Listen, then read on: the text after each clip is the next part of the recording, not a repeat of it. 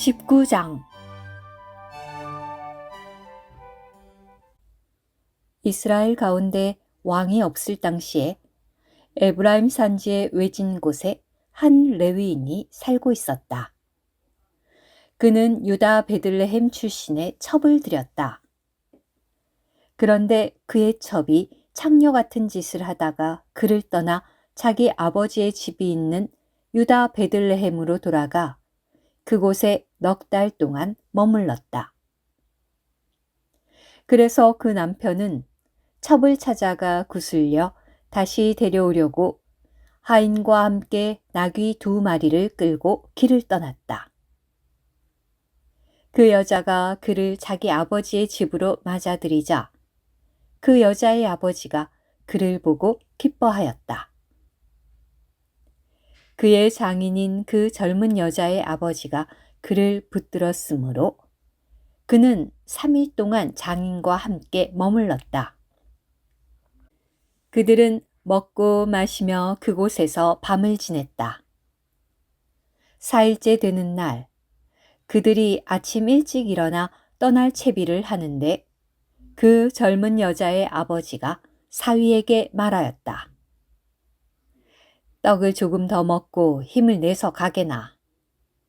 그리하여 그 2사람이 자리에 앉아서 함께 먹고 마시는데 그 젊은 여자의 아버지가 그 사람에게 말하였다. 부탁이네. 하룻밤 더 머물며 마음껏 즐기지 않겠는가? 그 사람은 가려고 일어났으나 장인이 강권하므로 그날 밤도 다시 그곳에서 지냈다. 5일째 되는 날 그가 아침 일찍 일어나 떠나려 하는데 그 젊은 여자의 아버지가 말하였다. 부탁이네. 뭘 좀 먹고 힘을 내서 한낮이나 지난 뒤에 가게나. 그리하여 그 2은 함께 먹었다. 그 남자가 첩과 하인을 데리고 가려고 일어서자 장인인 그 젊은 여자의 아버지가 그에게 말하였다. 보게나, 이제 날이 저물어 저녁이 되어가니 밤을 여기서 지내게. 부탁이네. 보게나, 날이 저물어 가고 있지 않은가? 여기서 밤을 지내면서 마음껏 즐기고 내일 일찍 일어나서 길을 떠나 집으로 가게나. 그러나 그 남자는 밤을 거기서 지내고 싶지 않았기 때문에 일어나 길을 떠났다. 그가 여부스, 곧 예루살렘에 이르렀는데 그에게는 안장을 지운 나귀 2마리와 첩이 함께 있었다. 그들이 여부스에 이르렀을 때 날이 거의 저물어 가고 있었으므로 하인이 주인에게 말하였다. 이제 이 여부스 족속의 성으로 발길을 돌려 그곳에서 밤을 지내시는 것이 어떻겠습니까? 그러자 주인이 하인에게 말하였다. 우리가 이스라엘 자손에게 속하지 않은 이방인의 성으로 발길을 돌리지는 않을 것이다. 그러니 지나쳐 기브아로 가자. 그가 또 하인에게 말하였다. 자, 우리가 기브아나 라마 중 한 곳으로 가서 거기서 밤을 지내자. 그들이 그곳을 지나 길을 계속하다가 베냐민에 속한 기브아 근처에 이르자 해가 저물었다. 그들은 기브아로 들어가 밤을 지내려고 발길을 돌렸다.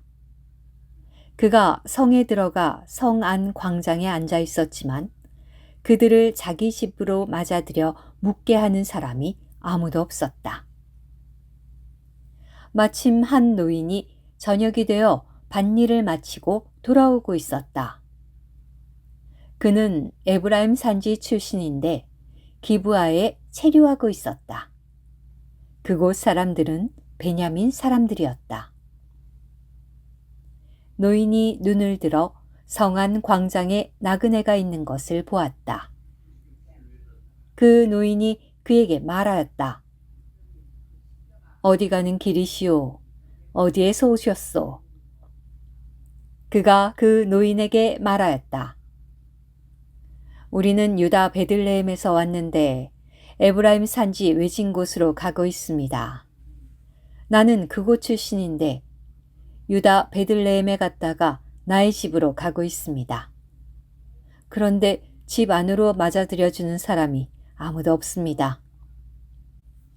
우리에게는 나귀들을 먹일 집과 여물이 있고 나와 이 여종은 물론 이 종들과 함께 있는 하인이 먹을 떡과 포도주도 있어 부족한 것이 없습니다.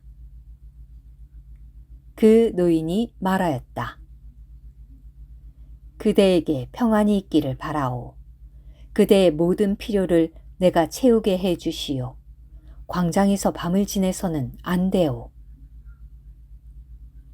그 노인은 그들을 자기 집으로 데리고 가서 나귀들에게 여물을 먹였다. 그리고 그들은 발을 씻고 나서 먹고 마셨다.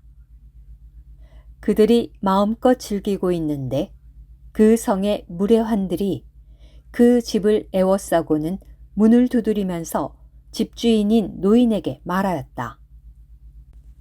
노인장 집으로 들어온 그 남자를 내보내시오. 우리가 그와 상관 좀 해야겠소. 그러자 그 집주인이 밖으로 나가 그들에게 말하였다. 나의 형제들이여, 안 되네. 그처럼 악한 짓은 하지 말게. 내가 이렇게 부탁하네. 이 사람이 내 집에 들어왔으니 그처럼 어리석은 짓은 하지 말게. 여기 처녀인 내 딸과 그 사람의 첩이 있네. 부탁이네. 내가 그들을 데리고 나올 테니 그들을 욕보이든 말든 자네들 보기에 좋을 대로 하게.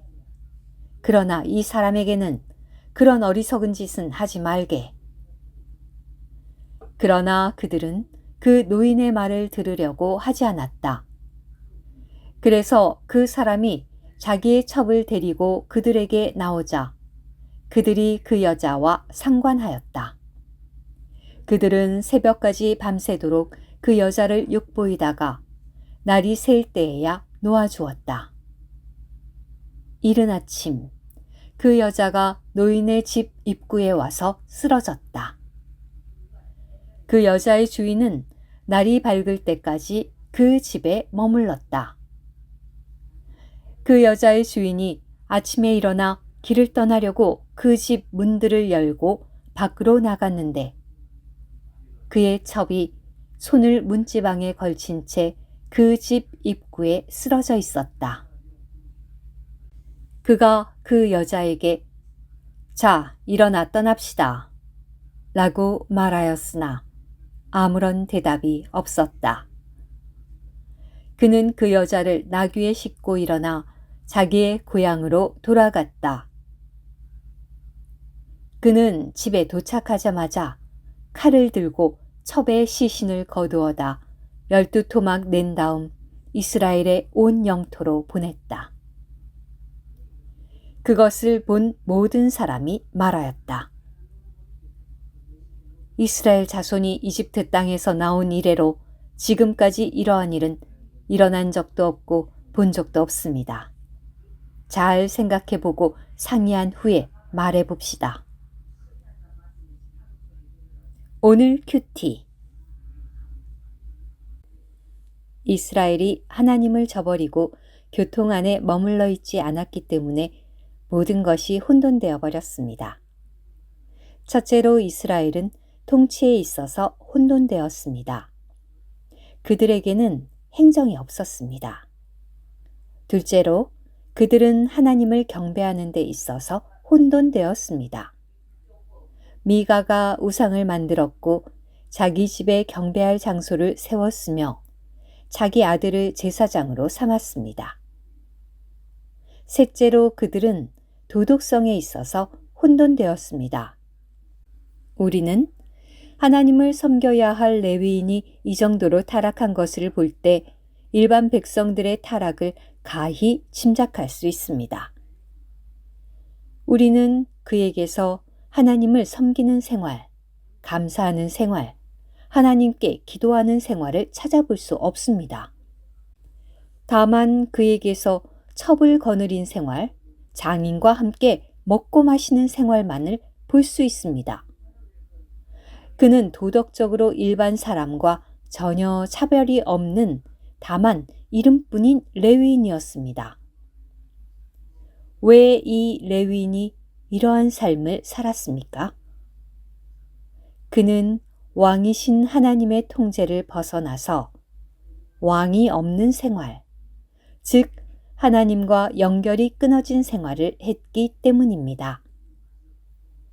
그러나 룻기에 나오는 나옴이나 룻, 보아스는 하나님과 연결된 삶을 살았기에 그들을 통하여 그리스도께서 오실 수 있는 통로가 되었습니다. 아멘.